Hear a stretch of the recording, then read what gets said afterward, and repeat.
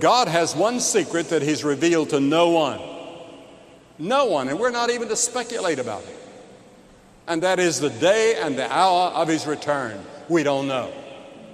But Jesus, before His death, took His disciples to the mountain, and they privately asked Him, Lord, when are you coming, and what are going to be the signs of your return?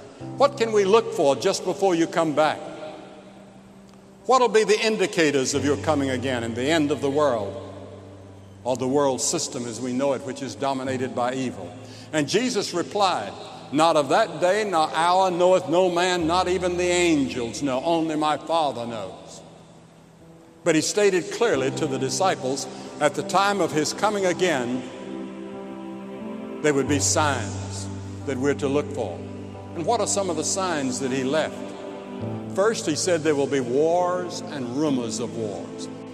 Doesn't that sound like the headlines of our papers all the time?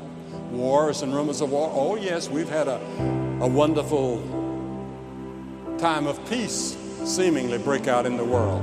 And I'm thrilled at what's been happening. But even with all of this peace that's broken out, that doesn't mean that it's not a dangerous world.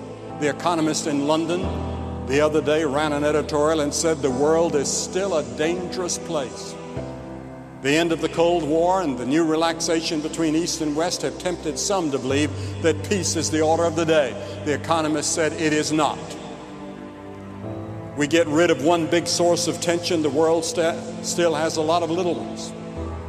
Neither hatred, intolerance, nor aggression, nor even the clash of ideas died in the changes that took place last year and this year. Peace is breaking out, but so is conflict. And then the second thing He said, many will come in my name saying, I'm Christ. He said there will arise false Christs and false prophets and shall show great signs and wonders. And many people today are teaching that we are God. All you have to do is to get in touch with the power that's within yourself. Unleash it, and you can solve all the problems of life.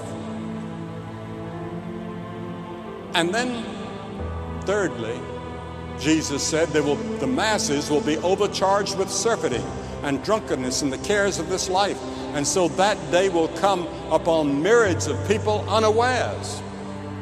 In other words, we're going to be having such a good time and be in all of our parties and going to all the nightclubs and all the excessive drinking and drug use. The sex and violence are major threats to the current generation, it said. And they are major threats, but Jesus predicted all of that.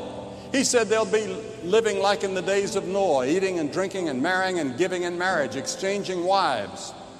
And that's all going on today on a scale we've never known before. And then fourthly, Jesus said there would be famines in many places and pestilences, not universal, but in different places, He said. And much of the famine in the world today is man-made, the result of political struggles and civil war. There's no water. The water has been cut off for 10 days. There's no food. There's no rice. And disease is breaking out. What's going to happen? And that's happening in many parts of the world. Something is happening. It seems like some terrible evil spirit has been let loose, and he has. It's the devil. Somebody asked me, what's wrong with the world? I said, sin is wrong with the world, and the devil is flaming the fire. And that's fanning the fire. That's what's happening. And we ask ourselves, have our moral values gone completely? Almost. So that even Christians today are confused. And we become worldly Christians instead of Bible-reading Christians and studying the Scriptures and praying in our homes. We sit in front of that little box and get our moral values from there.